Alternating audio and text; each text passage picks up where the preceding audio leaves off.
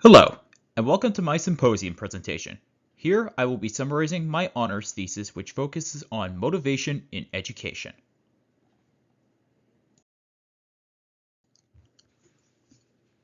The purpose of my honors thesis was to understand the variables that both bolster and inhibit a child's motivation in the classroom.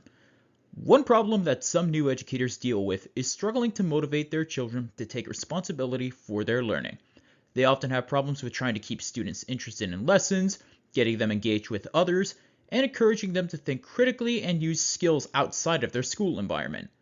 Fostering a sense of motivation at a young age is important as it allows a child to persist in the face of adversity, be more willing to try new things, and encourages them to pursue a higher education. But let's take a step back and think. Why is a child unmotivated to learn something?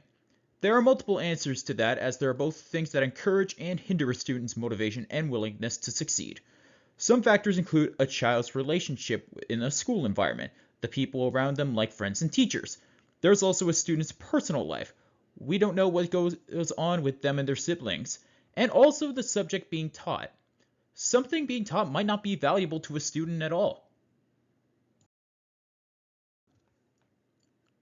Some of the key questions that I asked myself throughout the study were, what are some of the more common influencers of motivation? What are some things that we can do as educators to help bolster student motivation? And are certain variables more influential or prominent than others? When it came to choosing a topic for my honors thesis, I wanted to research something that I could relate to. After taking some notes to think about it, I decided on researching motivation. When I was in grade 11, I was not very motivated to do well. I remember half paying attention in my chemistry and physics classes, just hoping that the bell would ring. Some of the reasons I felt unmotivated was because I did not have a good relationship with my teachers in the class, I did not have much support from the school outside of the class, I had a poor self-image of myself as a learner and felt there was not much I could do to improve, and I was also struggling with my mental health at the time. All of this coalesced into a very bad year for me and left me with grades that were below my standards in two of my classes. Going into grade 12, things changed. At this point, my mental health improved, and I went in with a new mindset, knowing that I was a smart and competent student.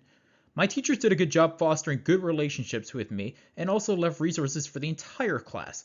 I completely turned myself around and finished grade 12 as an honor roll student.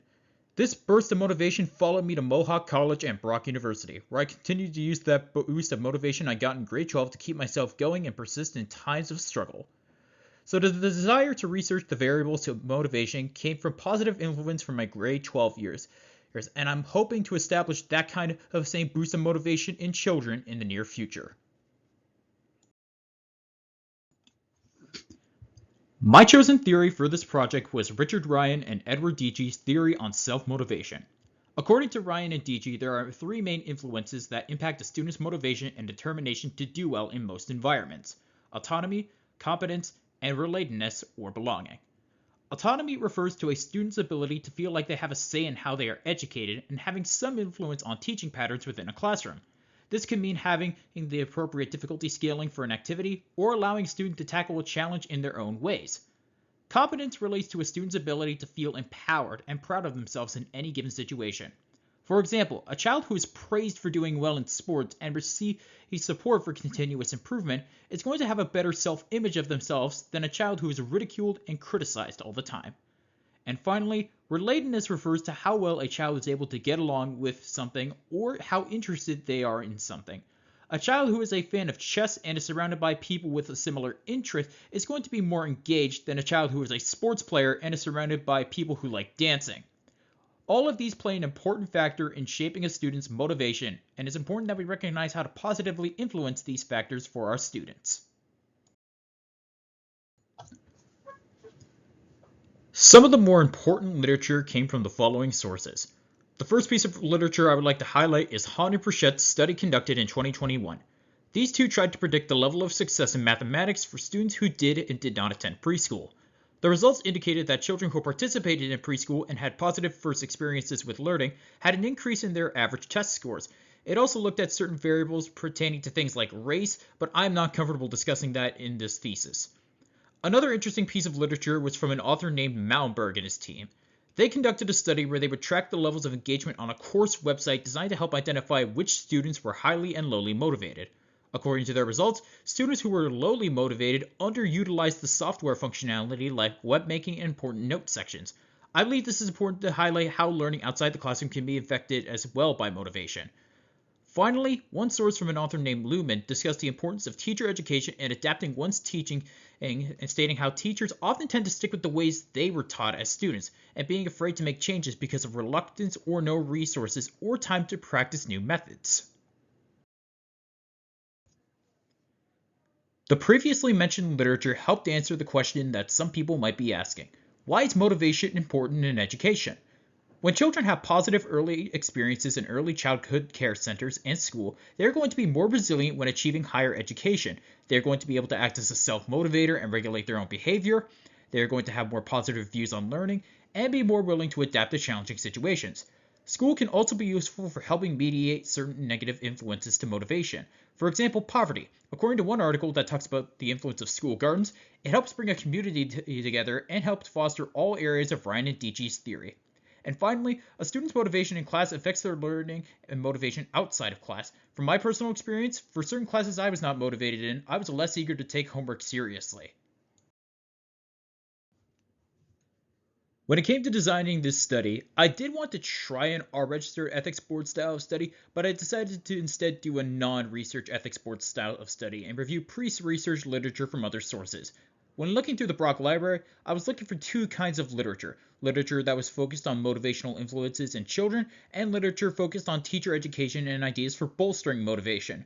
As for the design of this study, I decided to take a qualitative approach to things and express data that I found in a qualitative manner. While a lot of the literature I researched did include charts and graphs for certain variables such as increased test results, differences between gender and socioeconomic status, I mainly focused on learning about the variables and how they can impact motivation in a positive or negative way. So statistics were not that important to me. Plus, some of the literature I used in my study had motivation as an afterthought and mainly focused on the achievement process. One thing I will be doing, though, is sorting the variables I do find into categories based on how they relate to Richard Ryan and Edward Dietschy's theory.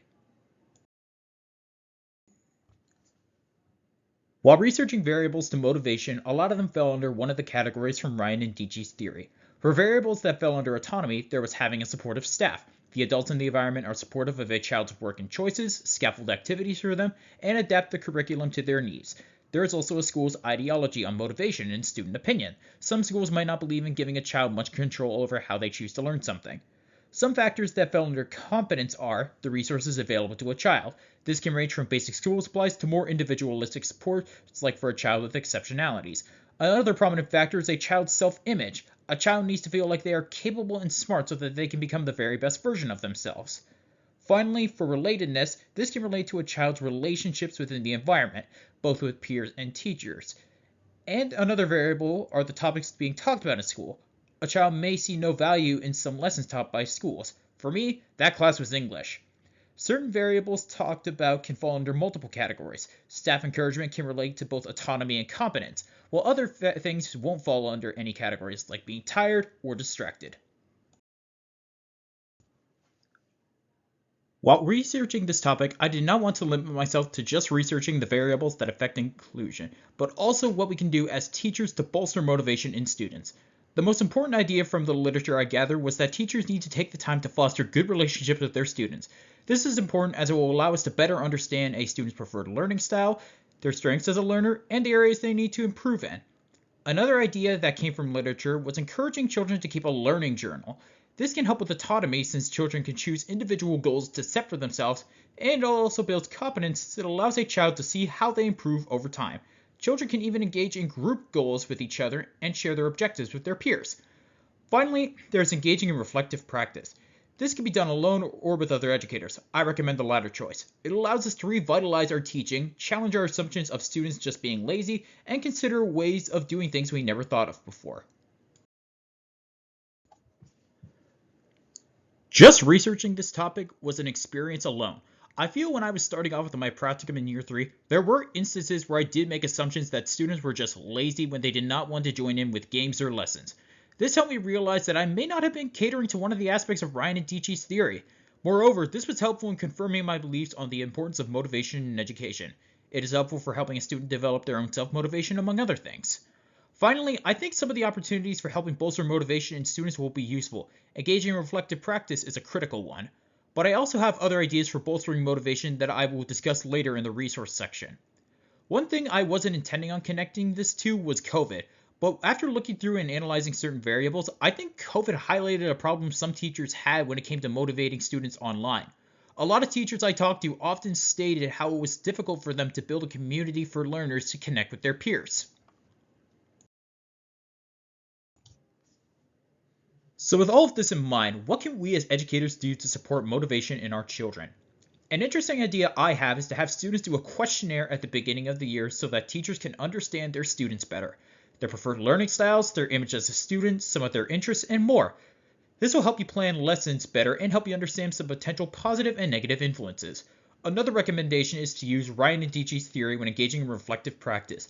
I feel like analyzing how your activities, lessons plans, and actions influence autonomy, competence, and relatedness, and it will encourage you to try new things that will help build your child's motivation. Finally, I would recommend encouraging the use of a learning journal.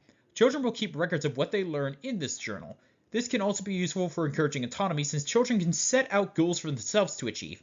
While we can offer goals to children, this allows their learning journey to be more personal and customizable.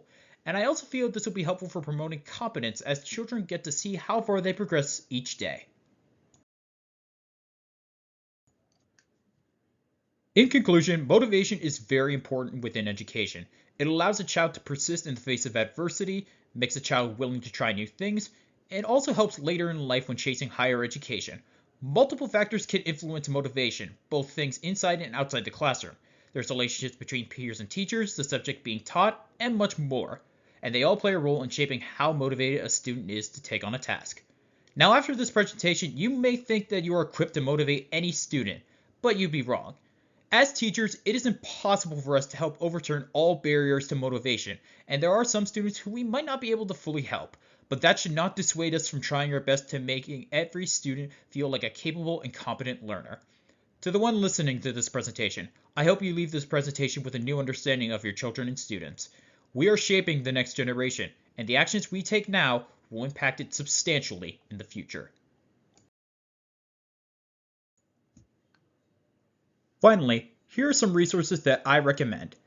Get Them Talking with Book Talk. This is a very nice literacy activity that helps foster autonomy and relatedness while also building a better community. Self-directed learning ideas. We should also encourage children to be self-motivated in their learning, and this website has a lot of great ideas for teachers. Motivation Worksheet. These are printable worksheets that children can use in their learning journal and keep track of throughout the year. And finally, the Intervention Central. This website has multiple guides for bolstering motivation and helping with certain barriers to it, lack of self-confidence, non-engaging material, and teacher relationships. And with that, that concludes my presentation. Thank you for listening.